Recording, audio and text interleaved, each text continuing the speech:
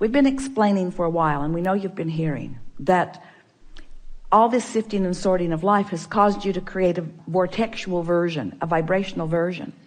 And most of our physical friends, even those who have been listening to us for quite a long time, they really don't accept the realness of this vibrational reality until it manifests.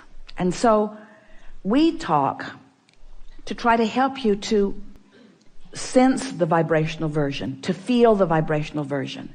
In other words, if we could get you to feel secure even before it manifests, it would manifest faster.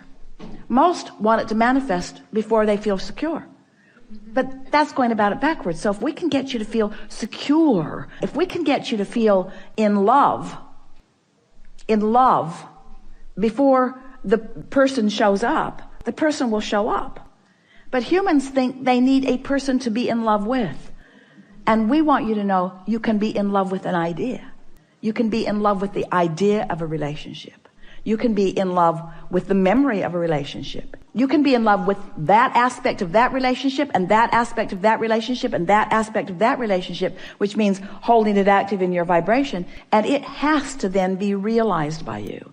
So this realization recently, the way we are describing it to you, maybe to help you understand it. But since you sometimes don't accept the vortexual version, then the grid version isn't easy to follow either, but we're going to give it to you anyway. Everything you want is vibrationally gathered, all the cooperative components in your vortex.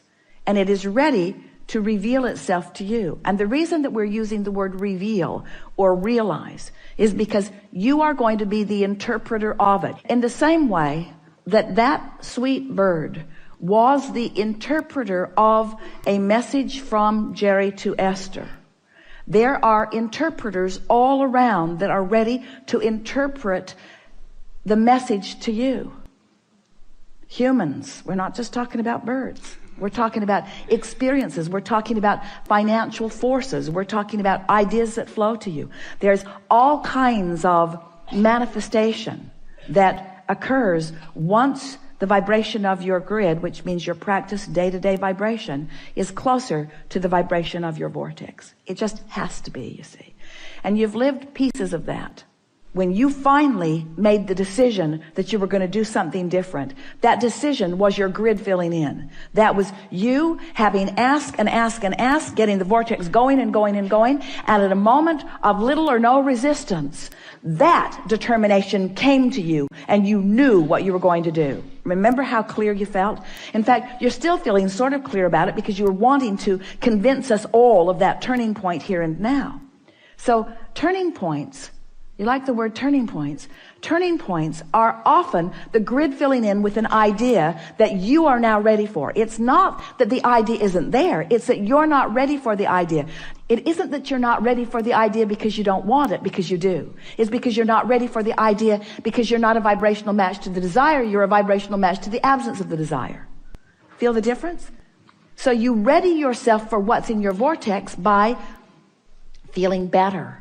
And you feel better by leaving out the things that don't feel good and focusing on the things that do feel good. So it is this simple. Take the handful of things that feel good and just run them into the ground. Have you ever had a good joke that you just want to tell to everybody? Pretty soon you're repeating it again to the same people. And they're saying, dude, I heard that. I laughed the first 5 times. It's over for me.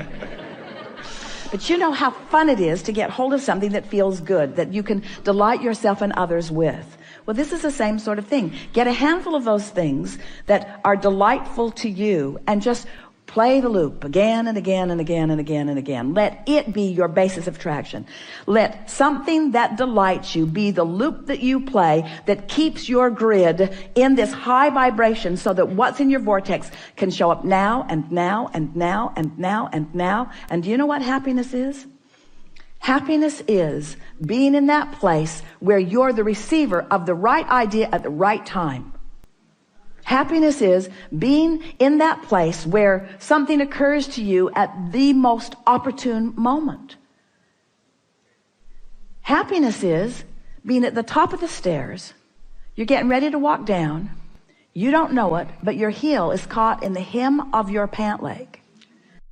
and you are about to take a header down the stairs. But the broader part of you knows that and gives you the inspiration to take hold of the railing.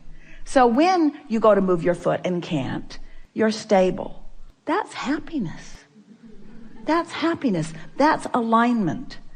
Happiness is moving in traffic and having an impulse to take this exit for no good reason other than you feel like it, or even taking it even though you didn't really mean to, because you turned your driving over to your higher power for a moment and you missed the traffic jam, or you missed the traffic congestion as a result of an accident. All kinds of things like this are happening to you all day, every day.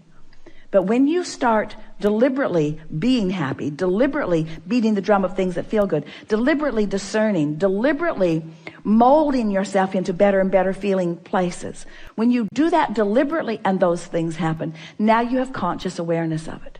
If Esther had not had that conscious conversation with Jerry in the car right before she went to her room, the bird on the porch would have just been a bird on the porch. But it wasn't just a bird on the porch. She would have missed that if she had not been vibrationally up to speed. You see what we're getting at? So much of your world wants to chalk those kinds of rendezvous, coincidences, which is incidences that cooperatively combine. They want to call them coincidences in the attitude of luck or fate or chance. They don't understand that it's cooperative components coming together. In other words, people who are looking at things like that are wanting to call them happenstance, and we want to call them creation. And so when you get clear-minded like you are, and you understand how far you've come, and you have, and you realize how powerful your desire is, and it is, and then you deliberately focus upon the strongest desire that you have, which you spoke when you first sat down here, to be happy, to be happy, to be happy, to be happy. To be happy, meaning to be in alignment, meaning to be in control of my own thoughts, meaning to be in control of my own vibration, meaning to be in vibrational concert with the source within me, meaning to be in vibrational concert with everything that I put into my vortex, meaning right here, right now, being in alignment so that I will be the interpreter, the manifester, the realizer of the best that could happen in this moment. That's happiness. This moment, and this moment, and this moment, and this moment. It's not saving up for a vacation. It's not putting up with all this stuff. It's not going to work all week long doing stuff I don't want to do so that I can get some money, so that I can finally go do something that I do want to do. Because when you get there to do what you do want to do, you're not happy because you haven't been practicing happy at work. You're not going to be happy on that vacation if you're not happy at work while you're earning the money to go on vacation. Are you? Don't you get on vacation and don't you just complain, it's too short. It's too short. I don't get to do this often enough. My flight was delayed. The weather wasn't good. In other words, you can't get there from there. You get to happy from happy. Well, Abraham, that helps a lot. So you're telling me that if I get happy, I'll be happy. Let me write that down. And if I get rich, then I'll be rich. I'll write that down too. We're saying you got to find a little piece of it. You got to fan the flame of it. And you got to not keep spitting the fire out with things that don't matter. And after a while, you'll get that momentum going. And you'll feel happiness, not just sometime, but you'll be radiating it. And then when someone says to you, what are you doing? The reason that they're asking is because you've got what they want. Every single person that wants every single thing that they want, whether it's a material object or a pile of money or a circumstance, an event, a relationship, everything that everyone wants is because they believe that there is happiness in there. There's happiness right here, right now, if you're in the right vibration. You know it. Haven't you ever gotten into that zone, that frequency, where everywhere you turned, something good happened? Esther says that's what it's like hanging around with Barbara. She loves traveling with Barbara because it's happy everywhere. They walk up to a very controlling, very official at the airport. And she's barking at everyone. A man made the horrific mistake of letting his toe step over the line by an inch. And she put him in his place. Sir, step back. He did, and he didn't like it. And Esther thought, ooh, that was harsh and unnecessary.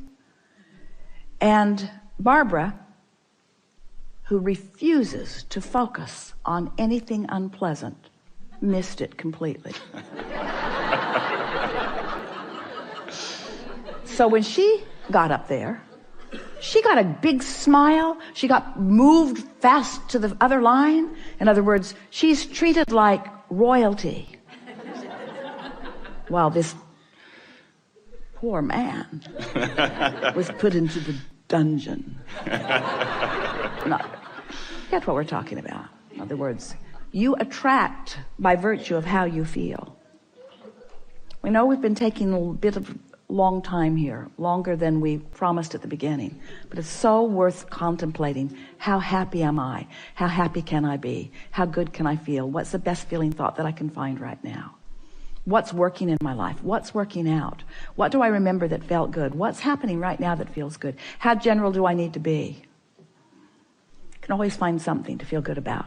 And when you do, and when you make that your habit, then the actualization of it, the realization of it, the manifestation of it is so pronounced in your experience that people will be flocking to you and saying, what is your secret? And you'll say, I'm happy. And they'll say, I know that, I can see that. That's why I'm asking you what your secret is. And you say, no, I was happy before I was happy. And they'll say, well, that doesn't make any sense at all.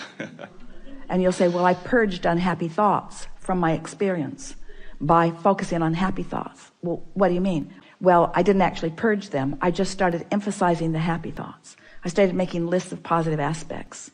I counted my blessings. I learned that in church. I counted my blessings one by one. And the more I focused upon them, the more that vibration was mine. And the more that vibration was mine, the more law of attraction put me in the vicinity where I could realize it.